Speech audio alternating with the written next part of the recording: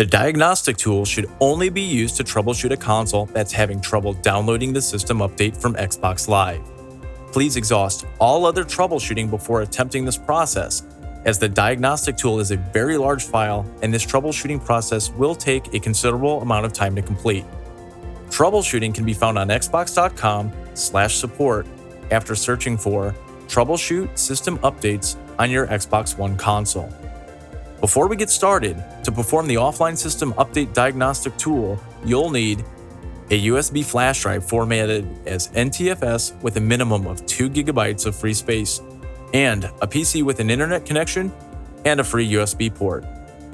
If you are updating your system for the first time, you will still need to connect to the Xbox Live service.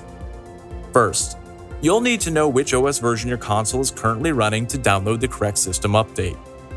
If after setting up your console and powering on for the first time, it gets stuck on the green boot screen for more than 10 minutes, please note that you will use OSU DT1 as your OS version in the upcoming steps to download the correct update. To find your Xbox One console's OS version, press the Xbox button on your controller to return home. Press the Menu button and then select Settings, or select Settings on the home screen. Then select System, then select Console Info.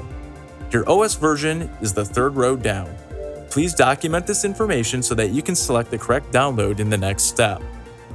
Note: if you're in the process of setting up your system for the first time, or in the middle of a system update and need to find your OS version, pull both triggers and both bumpers on your controller.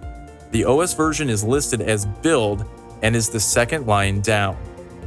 Now, on your computer, plug your NTFS formatted USB flash drive into a USB port. Format the USB drive as NTFS, and remember, it must have at least 2 GB of free space. Then, open your web browser and go to www.xbox.com/support, and then search on Offline System Update Diagnostic Tool, and click the return search link to find the corresponding file to your OS build. Scroll down the page, and you'll need to select the correct OSUDT file link based on your OS version to be able to install properly. Select the OSUDT file based on your current OS version that you documented in the earlier step to begin the download. This download is large, and it can take a considerable amount of time, and it can also vary depending on the maximum download speed of your internet service provider. When prompted, click Save to save the console update zip file to your computer.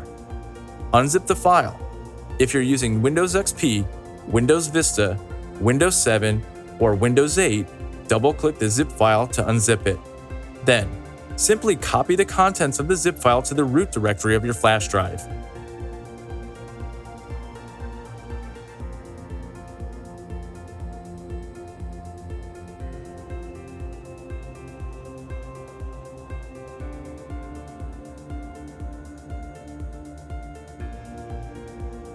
Unplug the USB flash drive from your computer.